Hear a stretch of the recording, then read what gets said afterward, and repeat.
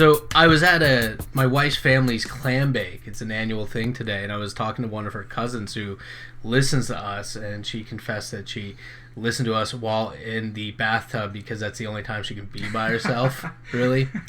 By the way, I'm here again with Bond, who produces and makes all the original music for the show. But the things that she was really excited to talk to me about was that she had just driven Route 30, where she jumped on in Ligonier, heading east to Philadelphia. Well, I mean, the best place to catch on is Ligonier or around Somerset, because that's when Route 30 really starts to open up. Anyway, yeah, because near was it Fort Loudon? It's still pretty up and down. Fort Loudon's kind of out there a little bit. Yeah. I don't know if that was Loudon or Loudon, if I were totally honest with you.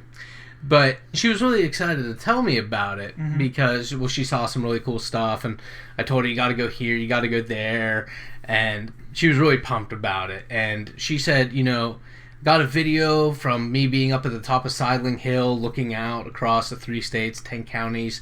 Nice. But I couldn't explore places. She's like, I wasn't even able to explore Breezewood. It was like, this is the first time I'm in Breezewood and I'm not jumping on a highway. Yeah, which is a nice feeling. But one of the big things was she visited the Flight 93 Memorial. Oh, we just talked about that recently. We did, and I kind of wanted to talk about. I've never actually been to the grounds of the memorial, and my understanding is they are going to be opening up a visitor center, or they recently had. What I wanted to kind of talk to you about is you and I were both in school together. In high school, we were juniors when 9/11 went down. I kind of wanted to spend today to talk about that.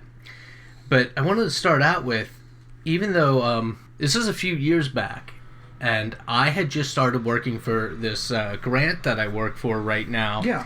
It found me having to travel to Lewistown. So I left the Butler area in the morning, traveled to Lewistown, and from Lewistown I was to go to Chambersburg, and then from Chambersburg jump on the turnpike and head home. Yeah. That was the plan. The date was September 10th, 2011. And what I hadn't realized was, 1, I'm not going to be getting home tonight, and 2, tomorrow is the 10th anniversary of the September 11th attacks. Which, oh, okay, yeah. Right. It had been. We're getting to that point now. After the 10th anniversary, it's kind of fallen out, and we're much more removed from it now. I mean, in those first few years after, for those of us who are our age or older will remember how. So every year was demarcated by the date, and every talk show, every AM station would exactly as soon as that date changed, they'd either do a rebroadcast from that day, or it was some sort of memorial thing. And but 9 and 364 of 365th days later, it hadn't dawned on me, and part of that was because I thought I was going to be home now. That was the year we had. There was a lot of flooding, and I was up in Lewistown. Right. I was up in Lewistown, which is the county seat of Mifflin County. Yeah. And I had to get to Chambersburg, and my route that I was going to take was disrupted because the branches of the Juniata River. Oh, yeah. Yeah, that makes sense. Yeah. Right. They'd flooded over so bad, and so I had to come in through Harrisburg. So I jumped on 11/15 there, south. I have a picture I took. It's actually on the Facebook page. It's it had been one of the banner photos, and it was me from immediately across from the state capitol, and I snapped a photo, and the water was lapping the guardrail legs. Really? Yeah. Wow. It was that high. That's intense. It was, and they were actually getting ready to close the road. So I do my work, what I needed to do in Chambersburg, and then I just jump on Route 30. And the plan initially was to do Route 30 and get to Breezewood and get on the turnpike, or take Route 30 all the way. I can't remember exactly what my thought process was. Either or. Right. So I jump on 30, and I have been in the car for so long at this point that I'm just. Oh yeah, if you're coming the whole way from here over to Lewistown and down. Yeah, right. That's a lot of traffic. I mean, I by the end of the day, I had been in the car for about 12 hours. When I get to Breezewood, like, I'm delusional, practically. So no, that's a scary feeling. When you drive that long. I think we all know that. Yeah. Yeah, I was just exhausted, and so it's around 6, so it's not really late, but I'm just so beat, and starting to get dark, and the roads are still wet, and there's a lot of stuff washed out. So I get into Bedford, and I found a Mexican restaurant. So of course I'm going there. They just opened up. And real nice, had a meal, but I'm like scrunging for money, and I drive back to Breezewood because the road the way I planned to take, that's right, it was going to lead me north of Bedford and a back way up into Johnstown where I would get onto 422 to 422. Yeah, makes sense, yeah. A lot of roads were washed out. I've been in the car forever. I'm feeling that filmy feel, like I've been sitting in a car forever, and I can't do it anymore, so I drive back to Breezewood. There's the Breezewood Motel. Yes. Which, it's a little seedy place. I'll be honest, I stayed there again recently, but this I was so desperate, I just did not care. Yeah. I go there, I knock on the door, I go, how much is it a night? And the girl who was working the counter there, she was a college student, and she was telling me how she got to live in the motel, for free. It was part of like the payment, and she was going to do this through college. I'm like, oh, that's pretty cool. Yeah. So it was $30 for the night. That's about right. Everything included. And I said, that's awesome. That is a deal. Right there. I said, yeah, and she goes, it's not. I mean, let me be honest. This is not the best place. And I go, listen, is there hot water? Yeah. Is there a bed? Okay. And there was both. The water was nice, and it was reasonably clean. Inside, it was the Gideon's Bible. There was a copy of Rush Limbaugh's The Way It Ought to Be. Oh yeah, which I think is standard. Right. There, so. And there was some out of date though valuable money saving coupons for the McDonald's across the street. It wasn't bad. It really wasn't bad. But some people I know who have seen the Breezewood Motel are shocked when they found that not only if I stayed there once, I have stayed there twice. I stayed there earlier this summer for $40. The price has gone up, but there's like a cadre of hippies that are running the place now, but they seem to be putting some work into it. So I'm happy for them. Yeah, no, I mean, like it's been there forever. It has. I mean, every time we used to go through there when I was younger, it was always there, and it was always busy. So really, yeah, I mean, well, when I pulled in this summer, I pulled in as some woman was being arrested, and she was going peacefully. The guy who was running the place was saying to her that she was doing the right thing, and he was consoling like her boyfriend or husband or whatever, but they were quick to get me a room, and they were real nice about it, so good for them. I hope they can turn the place around, because it really is like it's one of those early motor lodges. Exactly, exactly. So I think that like places like that kind of fall out of public eye for a while, then everyone realizes, oh, we're actually kind of nostalgic for places like this. That's a good thing. It kind of comes back around. So yeah, because even when we were kids, that sort of place would not have been. They were more common then. Correct. Yeah. This is one of those like ranch style motels with 2 floors, and both floors are accessible from the exterior. Yeah. Anyhow, there I am. It's September 10th, 2011, and my plan is to shower, get up early in the morning. I've already paid for the hotel cash, and I'm going to jump on 30, drive 30 down to Greensburg, where I'm going to get on 66, get away from the turnpike, because I've only got so much money, and I've got these valuable money-saving coupons from McDonald's, and I'm going to... That's how I'm going to get home. So you're kind of above par already. Right. So I crash at like 7, and I'm just out, and I get up in the morning. I wake up naturally around 3:30, and I'm on the road by 3:45. So I'm not thinking about the 10th anniversary of September 11th or anything like that. I'm just on the road. I'm on Route 30. I'm going through these hills. It's still wet and a bit rainy. Yeah, not so bad, but it's like a foggy morning. I remember the fog specifically, especially out there. That can be kind of distracting too. Well, with all the hills, and I'm driving through, and all of a sudden, I realize, wow, there is just all these cars, and I realize I'm right outside of Somerset. Oh, okay. It was like a 4 to 5 mile long, like wagon train. Exactly, wow. Just bumper to bumper cars, RVs, chartered buses, school buses. Wow. and I'm coming from the east, and there's nobody in my lane, and I'm driving by them all. Yeah, no one's, yeah. The morning I had spent on the radio, I wasn't on like normal stations. I was trying to find Brother Stare, who is a... Right. Anyhow, without explaining what that is, but I had found him, and I was just kind of finding these weird religious stations and whatnot. I'm driving, and all of a sudden I see this, and I'm like, well, what the hell's going on? Like, something serious happened. Something's going on, yeah. And something serious had happened. Mm-hmm. But 10 years earlier. Mm-hmm. And it hit me all at once. And months later, I would be talking to some people I was having to meet with for work, and they were part of that train. And oh, wow.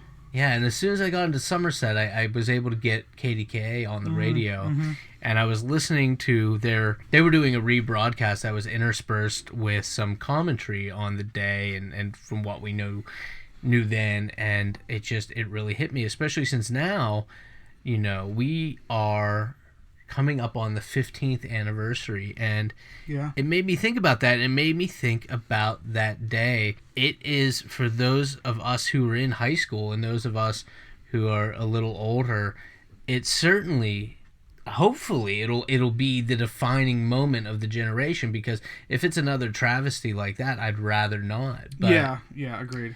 It made me go and think back about that day in high school. It was like an instant flashback, and I grown up hearing people talk about the Kennedy assassination. I remember my father comparing it to that same day. He was basically like, this is your generation's Kennedy. So many people said that, and when my wife's cousin Care brought up the visiting there, it made me think, well, I've still never visited there, but that morning, I'm talking like 5:30 in the morning. It's probably pretty wild to see.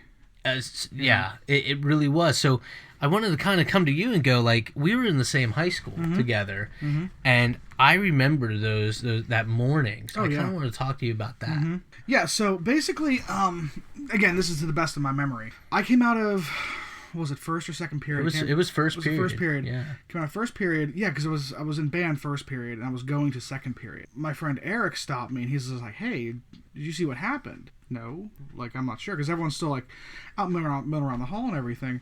And he was like, a plane hit the World Trade Center, and I was like, oh my god, that's terrible. Like, what? Like, you think this is an accidental thing? Yeah, well, totally. Yeah, it was just like, that's a terrible thing to happen. Like, he's like, yeah, it was like a big plane. I'm like, so it was like a passenger plane.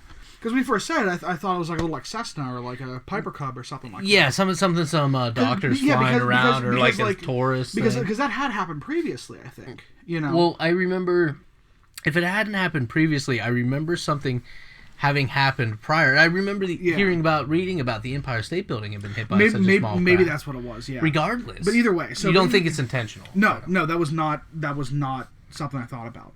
But then I go into my next class, and it was one of the science rooms. So they have like the TV in there, up in the one corner. And my teacher, who was a really, really cool guy, kind of a nerdy type guy, and but really cool, real down to earth, like played Magic the Gathering, talked to us about Lord of the Rings all the time. So like, he was cool. I just remember him standing in the corner, looking at this TV, as all of us like filtered in, kind of thing. Yeah. At first, like, he didn't say a thing, and I remember that was like really eerie. When you're that young, like, you think you have stuff figured out, and you think you know the world, but like, when you see someone who you view as like an authority figure acting that strange, like, it immediately like perks you up, and you're like, wait, something's really wrong here. We all sat there watching it, just kind of talking, and then shortly after, that's when the second plane hit.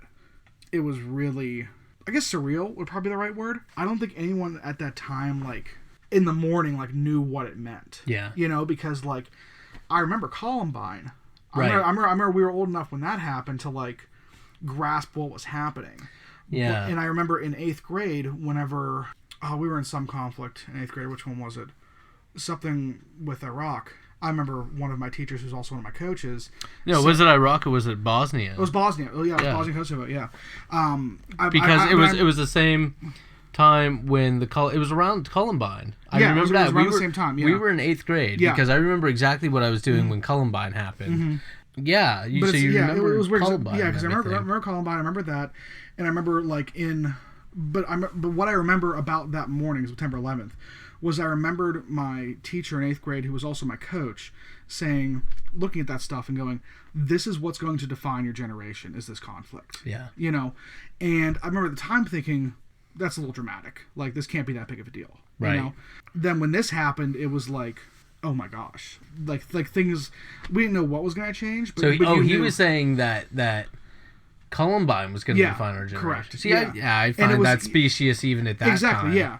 But it was one of those things where it was just like, it just shows that like how little of a scope we had when 9/11 happened. Like, no one thought something like that was possible, or... So what was the rest of your day like? Because I remember class. I remember gym class. We went outside to play baseball.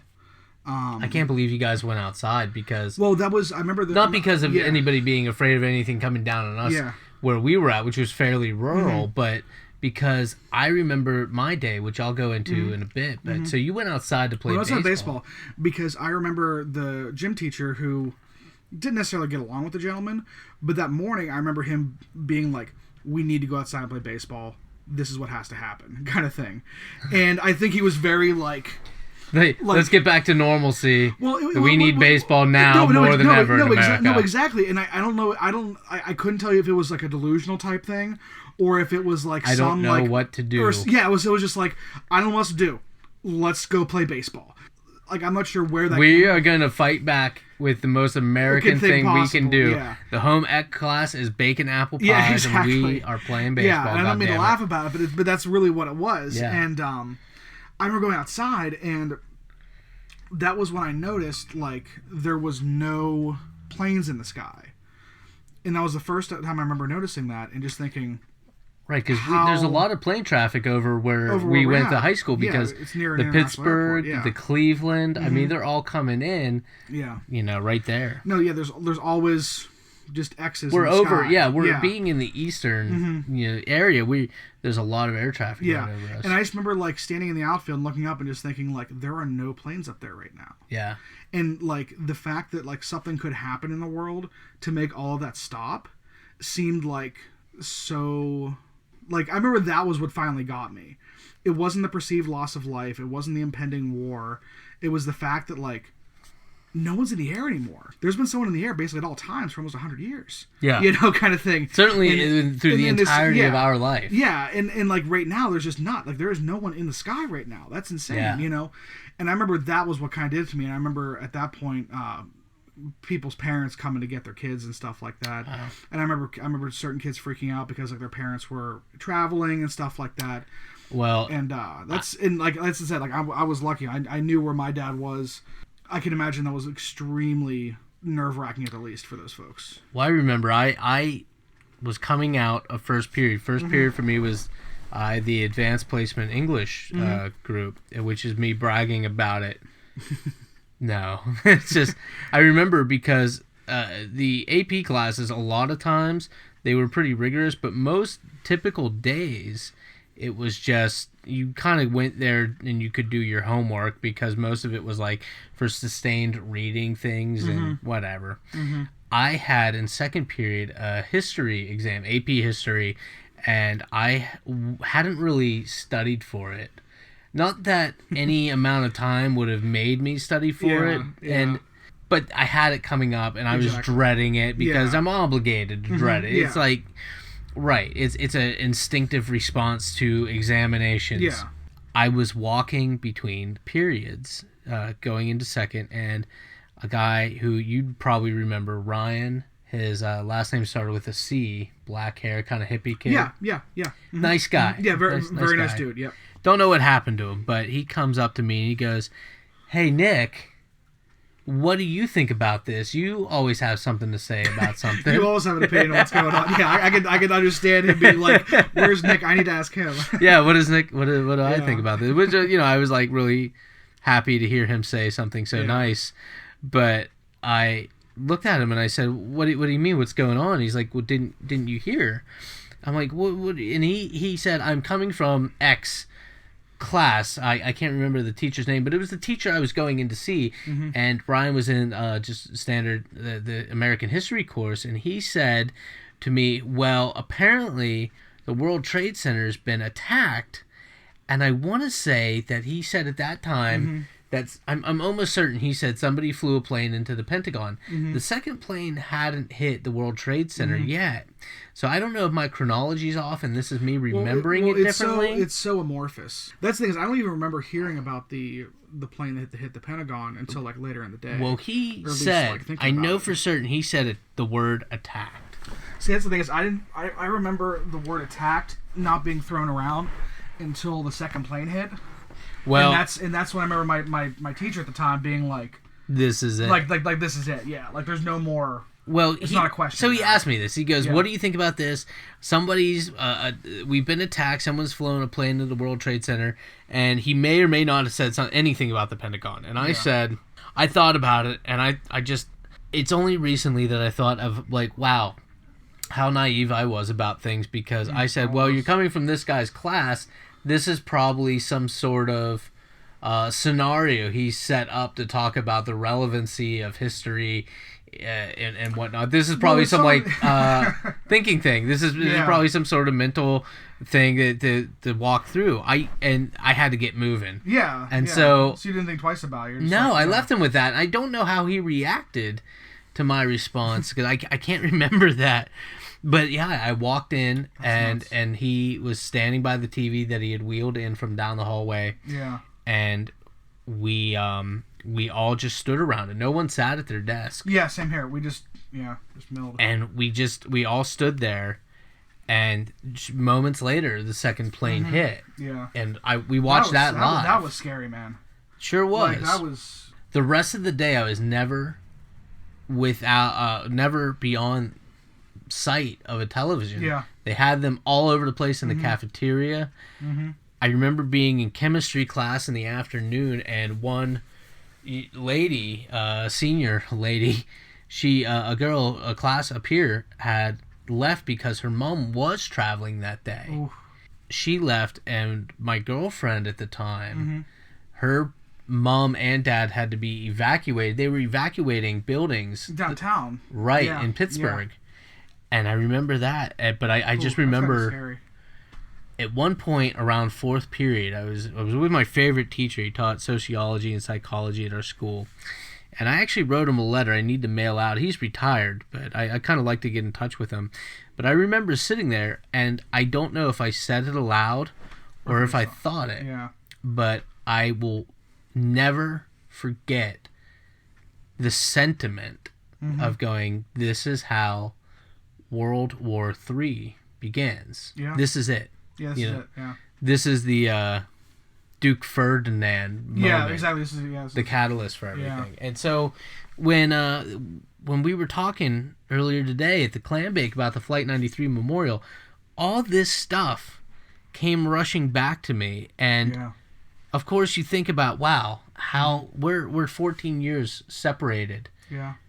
And yet it's still like really vivid, and in a way that is the demarcation point between one part of my life and another, and really just even culturally, like think we still use the phrase a post 9/11 world. Yeah, no, because it's still relevant. Yeah, it is. It's just it's like saying post atomic or post industrial. And when we learned about Flight 93 going down in Pennsylvania, I wasn't driving in the Somerset area then like I am now, but I knew that's not that far away from us. And of course, the one thing we were all wondering, as we all sat around the TV the rest of that day, we were all thinking, when and where is the next plane coming down? Yeah, where's it going to fall?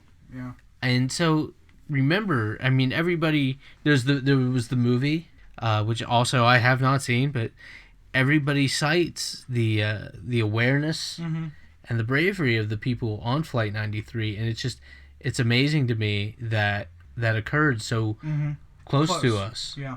And that it's right there, and yet I still haven't been down there, and I feel kind of guilty because every one of us was traumatized by that day in some way. Being juniors in high school, and my thinking the World War III thing, I thought for sure intense, me and probably a lot of my friends are going to be drafted. Yeah. That's Yeah, exactly yeah, what I no, thought. Because no one, I remember us all of a talking sudden, about nothing that, was yeah. certain anymore. Yeah, no, that's the thing is, yeah, everything with college. That's the thing is, like, I remember thinking, like, okay, well, they're gonna start a draft, they're gonna start the lottery, you know. Yeah. Like, and I started thinking about my dad who missed the Vietnam draft by like one day from his birthday. Wow. And thinking about that, and I'm like, well, what are the odds our family's gonna miss it twice, you know, kind of thing. Right. And just thinking like, well, you know, but it's just, yeah, it is wild to think about how because part of you wants to get back to, like, quote unquote normal, but whenever things like that happen, like, there is, I think saying it's a demarcation is accurate and not over dramatic, because, like, there is no going back. You can't put a Band-Aid on that. You can't brush it under the rug. You can't, you know. It was in a clinical sense. We've all Changed. been traumatized, Yeah. Mm-hmm. right? We've all have changed the way in which we conduct ourselves. And even though we are as removed as we are from it, Yeah. the fact that one statement at a clam bake of all things brings all that back. brings all that back. Yeah. So No, and it's interesting how I think it goes to show also, like, when it comes to things like history, and how people think about themselves, again, like you said, being removed from it, even 14 years later, there is no getting away from it. That's why I think it's so important to talk about it, study it, bring it, you know, not to say dredge things up, but talk about it and remember and try and learn from it, because there is no getting away from it. right. Like things Because like every it's like it's akin to, you know, there's that butterfly effect thing which people talk about, and it's just saying like how a small nuanced event or action has consequences that long outlive it and are so far removed from it, and I think that is the record of history. Is the pages of history are the wings of the butterfly.